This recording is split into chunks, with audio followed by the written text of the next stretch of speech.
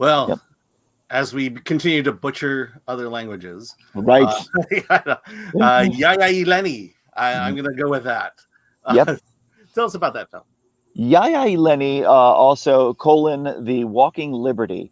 It has this feel. It's from a director animator, Alessandro Rock, R-A-K, and this is their third feature outing. The looks of it, if you were to see a trailer for it, it looks like a kind of a, I want to say like a late 80s, early 90s era Disney. It's got the character drawings. It's 2D animation, but there's also 3D on top of it, so it kind of smooths out some of the edges. And the characterizations all have this kind of Disney look to them, but it is really far from a Disney film, even though it does deal with a lot of the elements of friendship, of pursuing your dreams, of being an outcast, and but it's decidedly adult, which that's the one thing that keeps me from wondering. It's a curious choice. It's filled with a lot of profanity. They drop the F-bomb a lot through there, and it just seems awkward because by every other stretch, it could be easy, if not necessarily G-rated Disney fare. It could be, from another competing studio of that time. And so does it have the main connection with Disney where the protagonist has dead parents?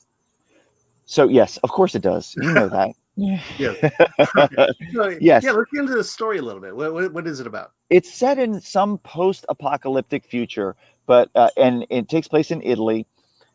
But it is a future after future. So it's set. So we have all these contraptions that you would see in perhaps Blade Runner or something, but now they're all almost extinct, and the natural world has started to grow into it.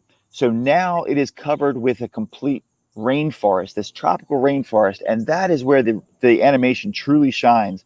It's got these beautiful, vibrant colors, and you see these macaws that will come squawking out of nowhere and just light up the screen, and the beasts that are out in the night, and the night skies have fireflies around them that just that illuminate the proceedings. So it's really, really sumptuous, the design work on here. I mean, interestingly, but it sounds like it's kind of a return to Eden, a return to where. That's exactly. Yeah. They're in this. I'm sorry. So they're in this, and then there is an organization that is trying to restore order back to it, and they're it looks like it could be the standard New Order, kind of marching in. But as it progresses, and then there's also a rebel faction too.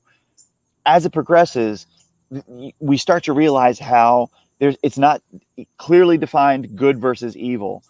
They depend on some of the those soldiers for when one gets injured, and then the rebel faction can kind of be a little goofy at times too.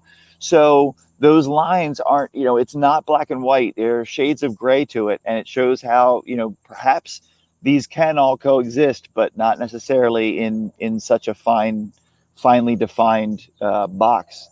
Yeah. And that's what I really enjoyed about it. Okay, awesome. Okay, you convinced me to see another movie.